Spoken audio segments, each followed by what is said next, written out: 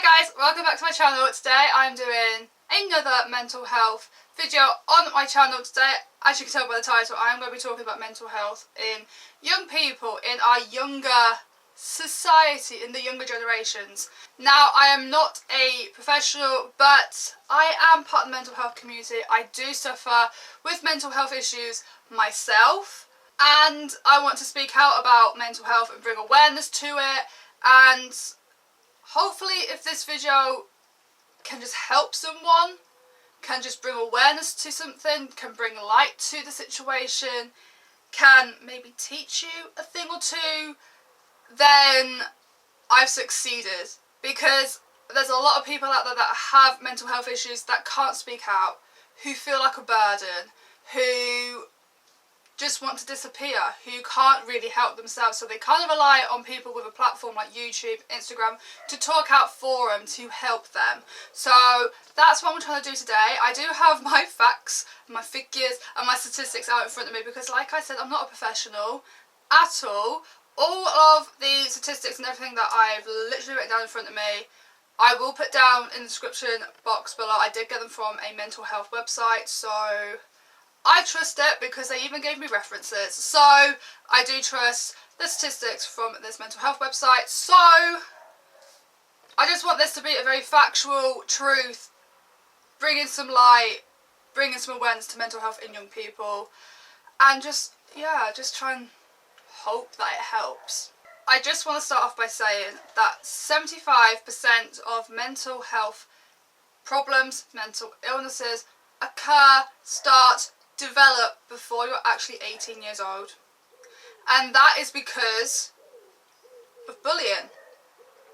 Online bullying. Because of family issues. You've lost a parent, there's been a death in the family. Your parents are split up. You live in a foster home. You live in a care home. You have witnessed, experienced physical violence, sexual violence.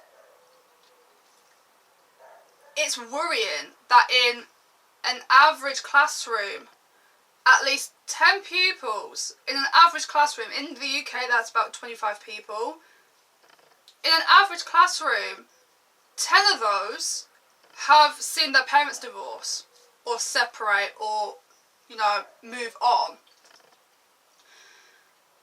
8 of those have also experienced harm, violence of any nature, one of which will also experience a death in the family, like I've just said. And 7 others will have a mental illness because of bullying.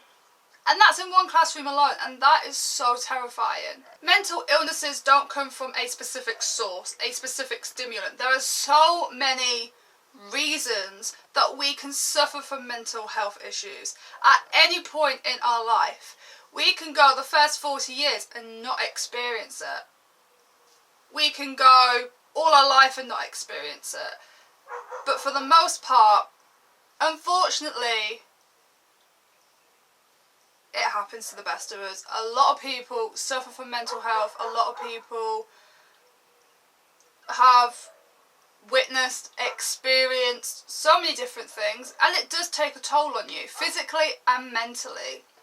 And when I say that mental illness can strike a person at any moment in their life, men between the age of 40 and 49 have the highest suicide rate.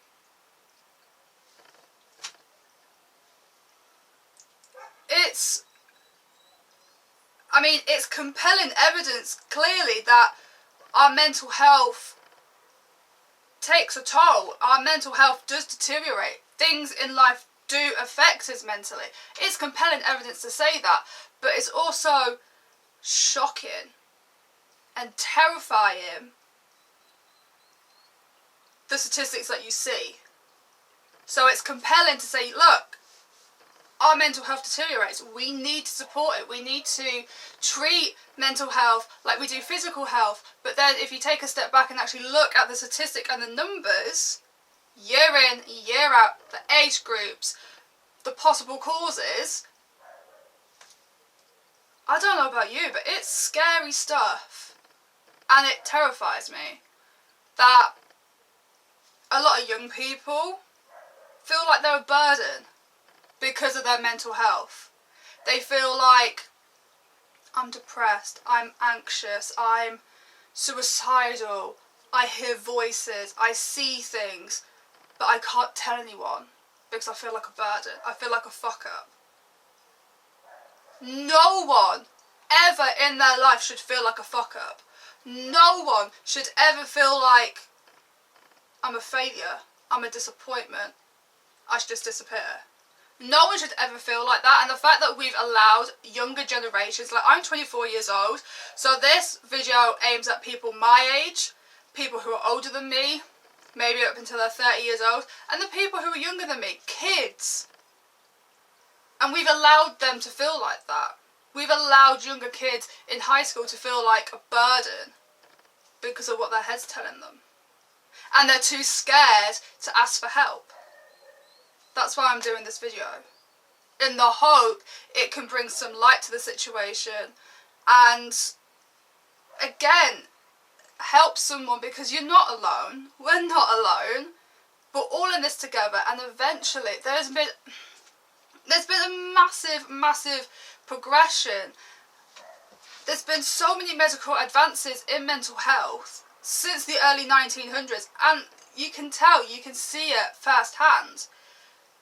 It is getting better, but it's a very slow progress. In 2019, mental health is that topic that tends to divide people. I feel you get a lot of people who are very supportive, who are very hands-on, who are very understanding, or at least trying to understand, at least sitting down with you and be like, okay, I'm not quite sure, but tell me. I'll try and help. You have a lot of people like that. But there's also the doom and gloom of it all, who, unfortunately, I find is people who are just so obnoxious to the truth, who are people my age, who are so obnoxious, oh, well, can't relate, didn't happen to me, flip their hair and walk away. But also people who are older than me, who are in their 40s, 50s, 60s, who have probably worked their entire life. And it's probably hard graft. And at some point was probably hand to mouth. But why is it those people that have turned around and said that people my age and younger, oh, you're playing the mental health card, there's nothing wrong with you, you're just saying you're mentally ill because you're lazy, because you don't want to work, because you feel privileged, because you're a snowflake. Man the fuck up. I did it in the 50s, you can do it now.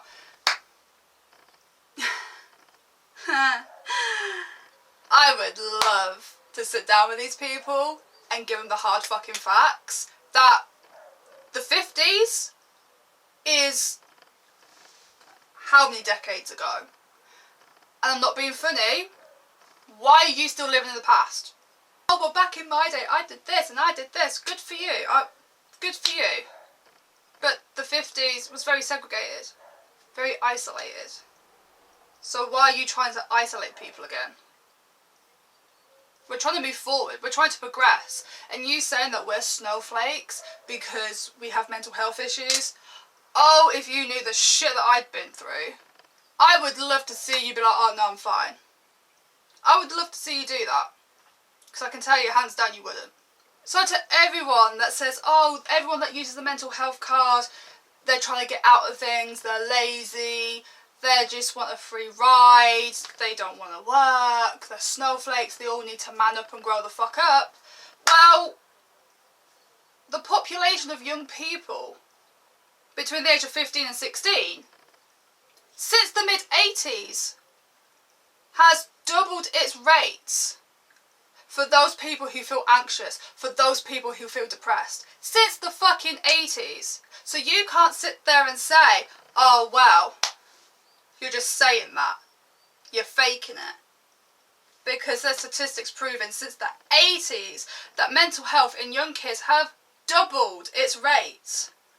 And that's not a good thing. That's not something to be proud about. It's doubled its rates because we've let them down. As a society, as a mental health sector in the National Health Service, we've let them down. Since the 80s. So, to all you people that just think I'm saying this because I'm faking my social anxiety, I'm faking my depression, one, facts say otherwise.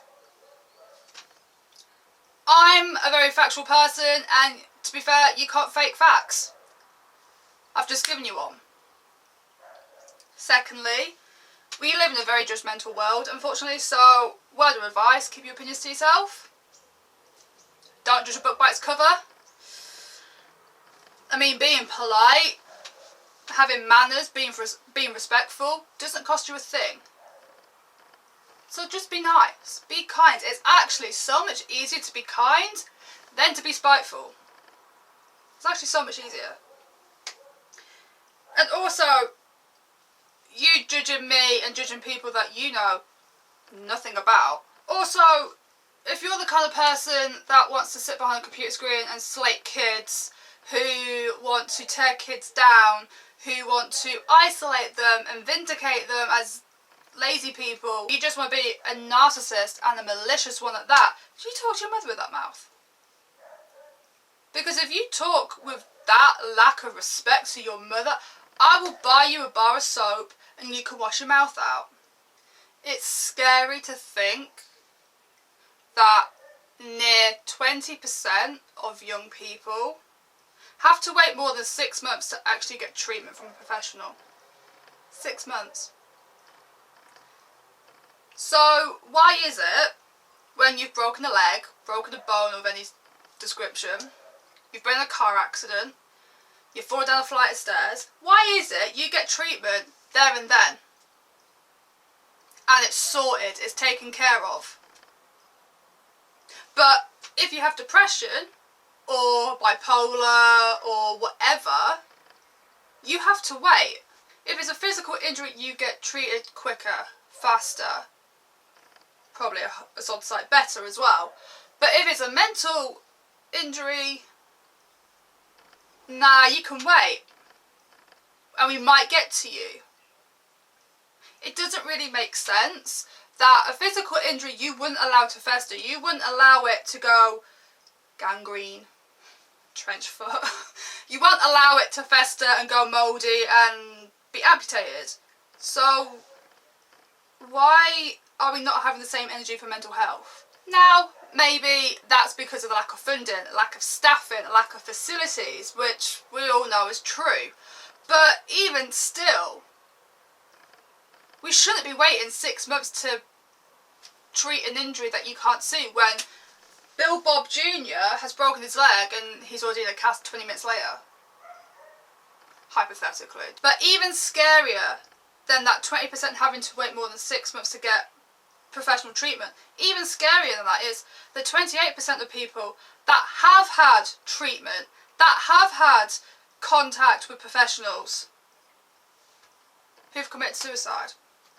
Got 28% of the population that have committed suicide while being treated, but then you have 20% who have to wait for treatment. Am I the only one that hears alarm bells going? Because that's terrifying. In this day and age, a lot of young people are in relationships, they're experimenting, they're testing the water, they're finding who they are, but up to 25% of those who are in intimate physical relationships can and will most likely experience physical violence, physical abuse. Now, physical abuse, physical violence is like mental health. There isn't a right or wrong answer. There isn't just one source. There is many, many reasons why people are physically violent. It could be video games. It could be what they see in movies. It could be the people that they hang out with. Sometimes it's the stereotypical where you're from. It could also do with if they were a victim of violence and it's stuck with them all their life and they've retaliated, they've snapped, and that memory of them being abused has just come out and it's made them act the way they have. It could be just bad parenting.